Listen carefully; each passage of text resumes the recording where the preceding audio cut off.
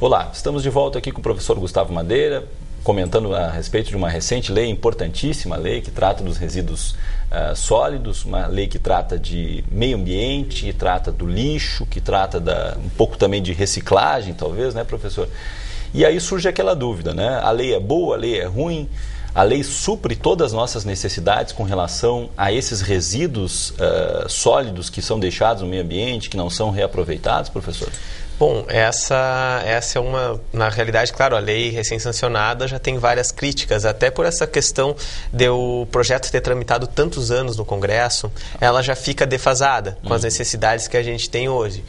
Mas a principal crítica é realmente a falta de metas da lei, né? De ter sido de faltar um pouco mais, ser um pouco mais audaciosa essa lei, ter algumas metas, por exemplo, de colocar, olha, a partir de tantos mil habitantes, a cidade é obrigatório ter coleta seletiva, por exemplo. Certo. Ela prevê que os municípios, através dos seus planos municipais de resíduos sólidos, façam a coleta seletiva, mas não prevê uma meta, por exemplo, olha, a partir de tantos mil habitantes, tem que ter coleta seletiva. Então, realmente faltou um pouco de metas para a lei, ou, por exemplo, para aproveitamento energético, para aproveitamento de produção de energia através da combustão de resíduos, também não previu, assim, com uma forma com metas, assim. Não estipulou prazo para cumprimento?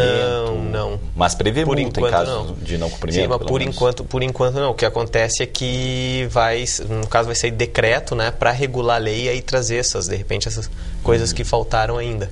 Pois é, professor, isso me leva a uma pergunta seguinte, né? E que soluções, então, devem ser encontradas para essas questões importantes em que a lei foi omissa? Problema recorrente, né? Claro que quando a gente trata de lei é uma das questões mais complexas que existe, fazer uma boa lei, né? Acho que no Brasil existe um exagero de leis, para o nosso telespectador saber, em 2003, já é um dado bastante ultrapassado, nós tínhamos 180 mil leis em vigor no país, imagina bastante, conhecer tudo isso. Né? E mesmo assim, e diante disso, existem leis mal feitas, leis incompletas, né? Então, como suprir essas falhas já apontadas, talvez pela demora na elaboração dessa lei, professor?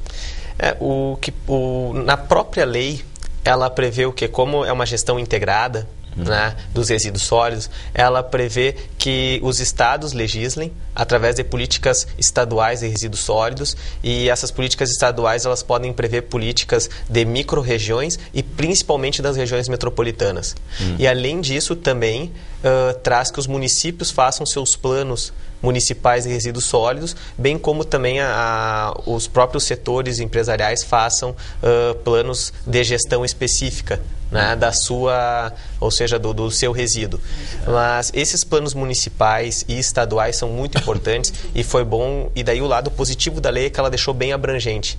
Inclusive, o município, o estado, podendo ampliar, por exemplo, o rol de resíduos obrigatórios para logística reversa, por exemplo. Ou também que aí tragam essas metas que a lei não trouxe.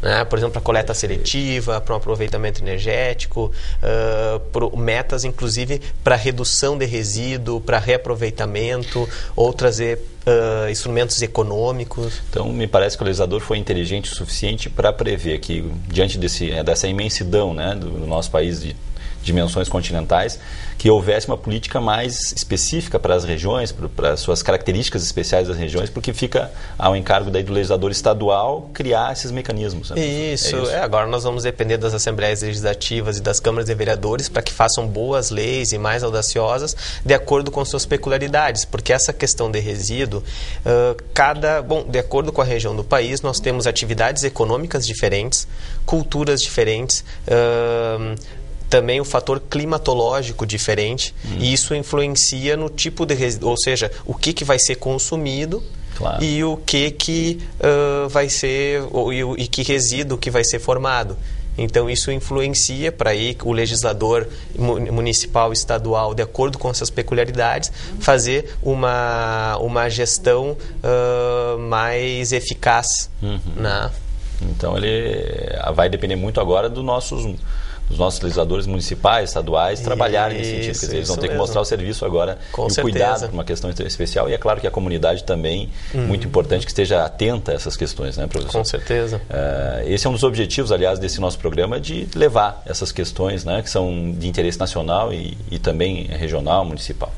Professor, em que consiste essa responsabilidade compartilhada que o senhor mencionou aqui, que a lei traz? Né? O que é essa responsabilidade compartilhada? Sim, a responsabilidade compartilhada significa que uma gestão integrada entre a indústria, o industrial ou o importador, o distribuidor, o comerciante, o consumidor e também, inclusive, o responsável pela coleta de lixo municipal. Certo. Essa responsabilidade é compartilhada pela formação do resíduo. Ou seja, claro que aquele produto se transforma em resíduo, provavelmente depois do consumidor, mas toda a cadeia é responsável, né, por esse resíduo. E aí, claro, as responsabilidades são compartilhadas, ou seja, tanto para a questão da reutilização, reciclagem, a separação do lixo, e cada um vai ter sua responsabilidade dentro dessa cadeia. Agora, claro, a lei também aí se critica que foi um pouco omissa em dizer o que cada um é responsável dentro dessa cadeia. Aí também vai depender do legislador estadual, do municipal, em dizer o que cada um é responsável dentro dessa cadeia. E isso a lei deixou de uma maneira muito generalizada, mas todos são responsáveis. Quando o senhor estava explicando, eu já estava pensando exatamente nisso, né? Quer dizer, todos são responsáveis, mas até que ponto? Né? Quer dizer, o senhor mencionou inclusive o consumidor, o cidadão que compra lá um computador, ele também é responsável pela destinação desse produto, mas de que forma que ele vai ser responsável? Quer dizer, cada lei, para que seja efetivamente cumprida, como por exemplo nós temos a lei que proíbe as pessoas de fumar em locais públicos, né? Lei pouquíssimo aplicada, até que o legislador municipal chegou e disse, nos bares não pode, em algumas cidades, né, que nós sabemos que não pode, aí aplica uma multa para o estabelecimento comercial. Mas fica sempre essa dúvida na questão do consumidor, né? Então, me parece, então, professor, que resta aí ao legislador municipal, estadual, estabelecer essas políticas e destinar as devidas sanções para que essa lei seja realmente aplicada. Porque senão vai ser mais uma lei que, infelizmente, no nosso país se diz, não pegou. Espero que não seja esse o resultado. Com certeza. Mas continuaremos com esse assunto, vamos aos nossos intervalos e logo, logo estamos de volta.